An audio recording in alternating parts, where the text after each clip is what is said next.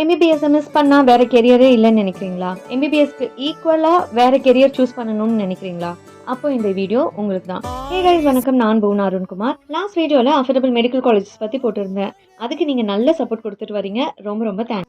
அந்த வீடியோவை பார்த்துட்டு சில ஃப்ரெண்ட்ஸ் எம்பிபிஎஸ் இல்லாமல் அதுக்கு ஈக்குவலாக வேறு ஏதாவது கோர்ஸ் இருக்கான்னு கேட்டாங்க. ஆஸ் யூஷுவல் நான் சர்ச் பண்ணி சொல்கிறேன்னு சொன்னேன். அந்த மாதிரி பண்ணப்போ எனக்கு பெஸ்ட்டாக தோணுனது அண்ட் எனக்கு நியர் ஃப்யூச்சரில் டாமினண்ட்டாக இருக்கிற மாதிரி ஒரு 9 கோர்சஸ் தோணுச்சு. அந்த 9 கோர்சஸ் பற்றி தான் இங்கே லிஸ்ட் பண்ணியிருக்கேன். நான் ப்ரீவியஸ் வீடியோவில் சொன்ன மாதிரி ஐம் நாட் அ கன்சல்டன்ட். என் பசங்களுக்கு நான் சர்ச் பண்ணால் என்ன மாதிரி பண்ணுவேனோ சேம் அந்த எஃபர்ட் போட்டு தான் இந்த இன்ஃபர்மேஷன் உங்களுக்கு நான் தரேன்.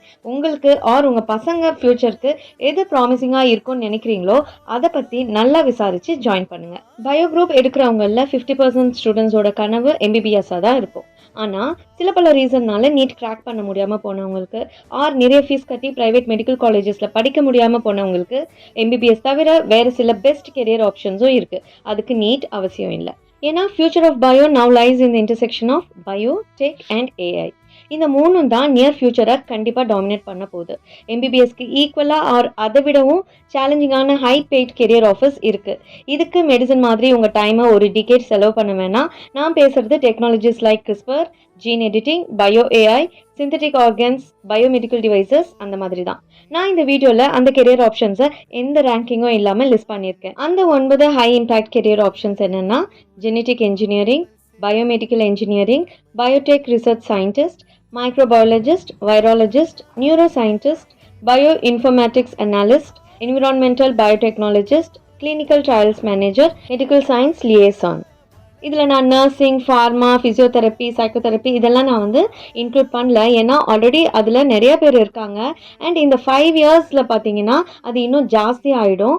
பட் ஆஃப்டர் ஒரு 5 இயர்ஸ்க்கு அப்புறம் ஒரு 20 இயர்ஸ் டாமினண்ட்டாக இருக்க போகிறது இந்த 9 கெரியர் தான் நான் நினைக்கிறேன். அதனால தான் இதை நான் உங்கள் கூட ஷேர் பண்ணியிருக்கேன். எம்பிபிஎஸ் மட்டுமே சேஸ் பண்ணாமல் இந்த கோர்சஸ் பற்றியும் தெரிஞ்சுக்கோங்க. ஜாப் ஆஃபர் அப்புறம் சேலரிலாம் கேட்டிங்கன்னா நீங்களே ஆச்சரியப்படுவீங்க. ஃபர்ஸ்ட்டு சொன்ன மாதிரி I'm not a consultant, but ரொம்ப ஜென்யூனாக ரிசர்ச் பண்ணி தான் உங்களுக்கு ஷேர் பண்ணுறேன். குளோபலாக எனக்கு தெரிஞ்ச சில காலேஜஸ், அதே மாதிரி இந்தியாவில் சில காலேஜஸ் நேற்று லிஸ்ட் பண்ணியிருக்கேன். இதை தவிர கூட சிலது இருக்கலாம், பட் எனக்கு தெரியல. நான் ஃபஸ்ட்டே சொன்ன மாதிரி கொஞ்சம் நீங்களும் உங்கள் சைடில் இருந்து உங்களுக்கு பிடிச்ச என்ன கோர்ஸோ அதை ஷார்ட் லிஸ்ட் பண்ணிவிட்டு நீங்கள் கொஞ்சம் சர்ச் பண்ணிங்கன்னா உங்களுக்குமே நிறைய இன்ஃபர்மேஷன்ஸ் தெரியலாம்.